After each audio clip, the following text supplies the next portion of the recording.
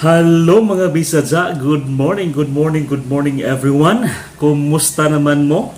Hinaot paunta nga naa mo sa maadyo nga kahimtang.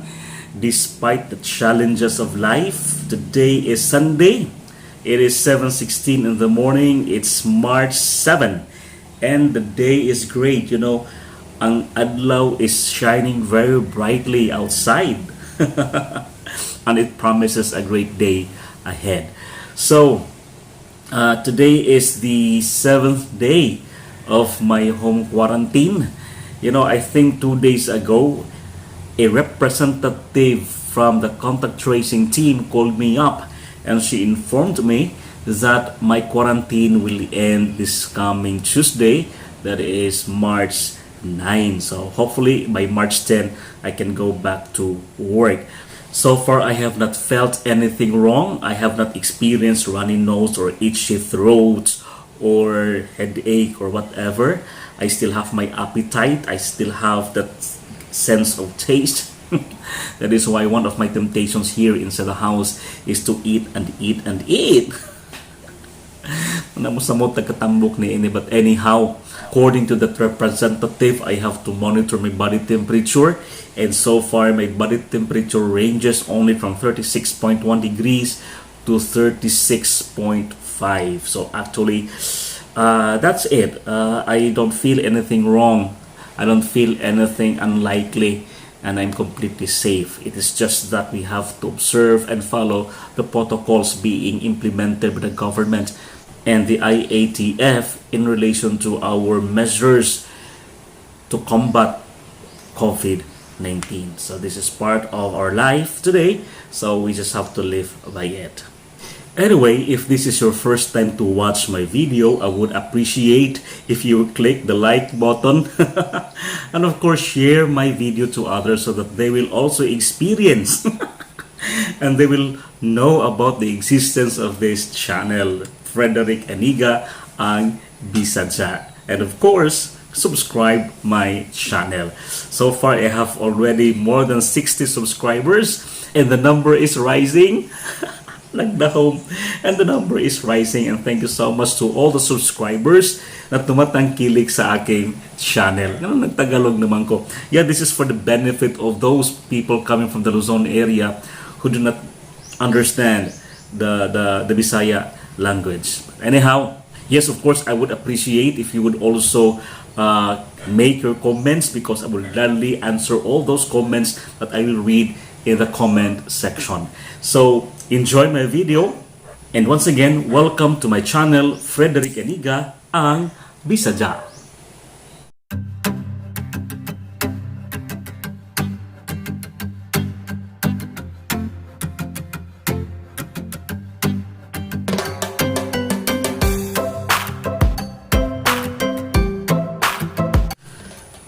So as I have mentioned earlier, I am on my home quarantine, and also at the same time I am on a work from home scheme. So even if I am at home, I am continue working.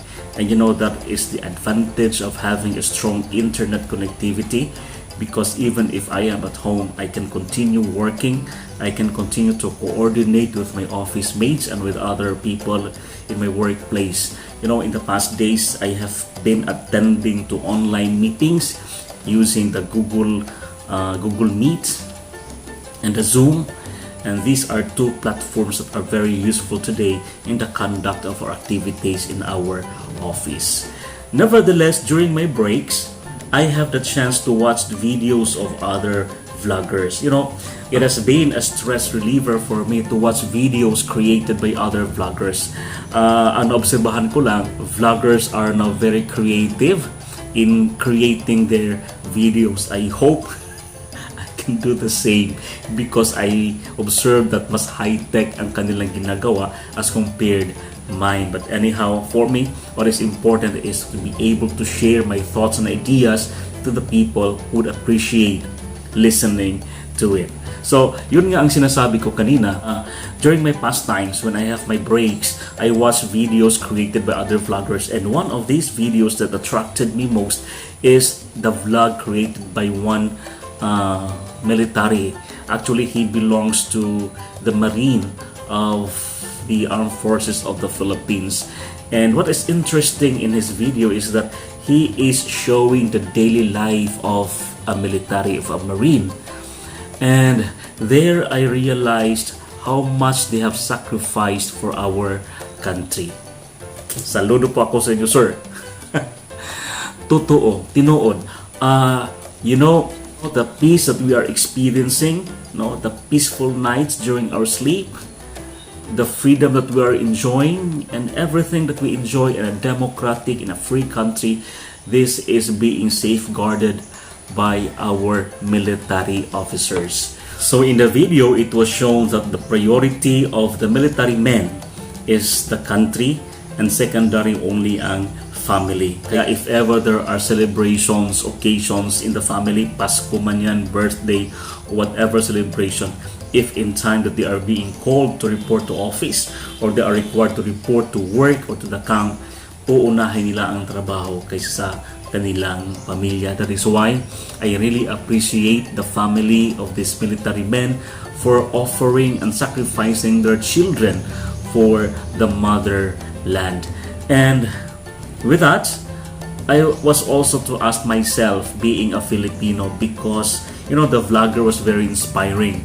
He is still very young, and you see, he graduated with his BS Environmental Science in 2016, and he worked for a while, and then later on, siguro about 2017 or 2018, he decided to enter the military. And in his youth, you can see in his eyes the sincerity of what he said about loving and being loyal to the motherland. Very inspiring. That is why with me, I asked myself, ako bilang isang Pilipino, ano na ba ang nagawa ko para sa ating bayan? No, I don't have the agility, I don't have the strength. And you know, in order to enter the military, I cannot be a military man because of my, you know, of my limitations. But being a Filipino, what have I done so far? So, in response to the efforts and the sacrifice of these young men in the armed forces of the Philippines, what I can do as a Filipino is to be a good Filipino, no? To be good in my work, to be good in what I am doing, so that I can contribute to the advancement and development of the country, so that when I serve our community, when I serve the Filipino people, I must also show dedication in what I do. No, that I should not be complacent. I should not just be contented with pwede ni basta okay ra na, basta kay na ay mahuman. That is not an attitude that I should observe, but I must always aim high for excellence. No, that when I give services to other people, it must be of quality. Dili nang basta kay nakahatag ta og serbisyo sa ubang mga tao. No, it's okay na basta nakatulong na tayo sa ibang tao, may nagawa ka na sa ibang tao sa iyong bayan, that's all right and that's already acceptable. Hindi. Dapat yung quality ng serbisyo na ibinibigay natin sa ating mga kababayan through our work must be of high quality so that they will be satisfied by our services. So in this way, I guess I can be a good Filipino, and I can also equate the sacrifices of these young men and women in the military, not only in the armed forces of the Philippines, but also with the Philippine National Police and the other agencies of the government that secure the Philippine country, that secure our freedom, peace, and everything that we enjoy as a nation. And that is why I was really very inspired to do my best, to be the best I can, because I know that there are people who are sacrificing, who are offering their lives for the freedom that I enjoy. Sana tayong lahat makikita natin ang kabutihan na ginagawa ng mga military para sa ating bayan. And it is just sad to hear people who throw negative comments to the military and to the police. Of course, the organizations or these organizations are not perfect. As the world is imperfect and people are imperfect, the organizations are also imperfect. Kasi may mga tao talagang pumapasok sa organization na taliwas ang kanilang intensyon. No? Some military men have this pure intention to serve the country.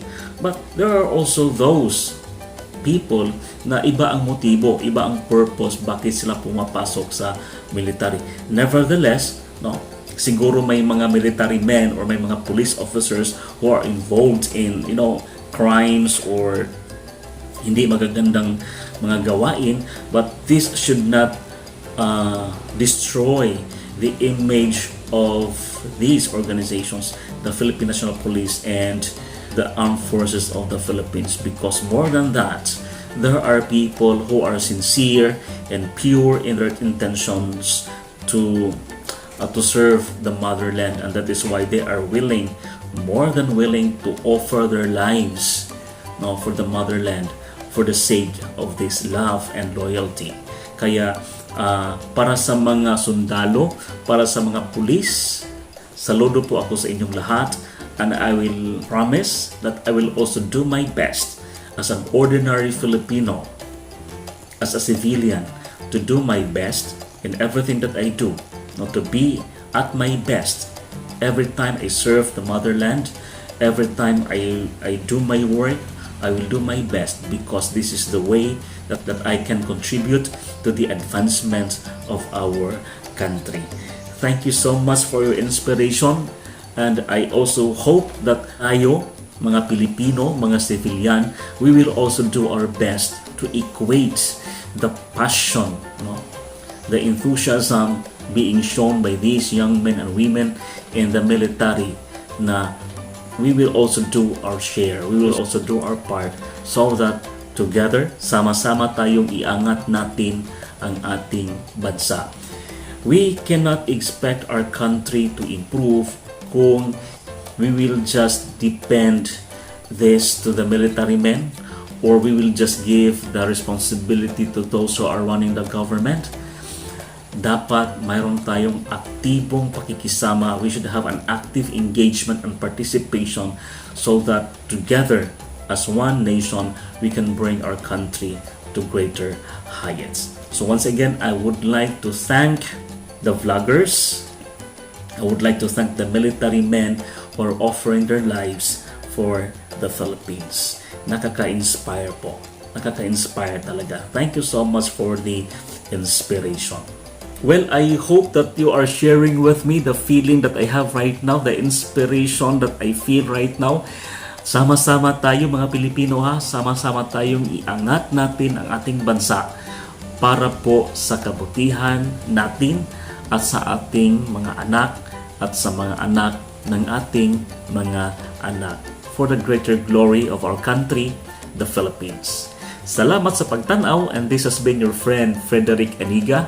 I hope you will subscribe my channel, ang Bisaya. But anyway, before I leave, I would just like to remind everyone to always observe the protocols being set by the IATF and our local government units. Please don't forget to wear your face mask. Today is Sunday and most likely tayo po ay lalabas sa ating mga bahay at pupunta ng simbahan, pupunta ng malls and other public places. So please always wear face mask and also keep social distancing. Hindi kasi natin alam kung saan nanggaling ang mga taong makakahalubilo natin, mamimit natin doon sa public places, and we don't know, baka isa sa kanila ay exposed to a person who is positive of COVID-19. So mas mabuti na we will always keep distant from these people. Just be with your family kasi alam mo kung saan sila nanggaling. And of course, the third is keep yourselves clean by constant washing.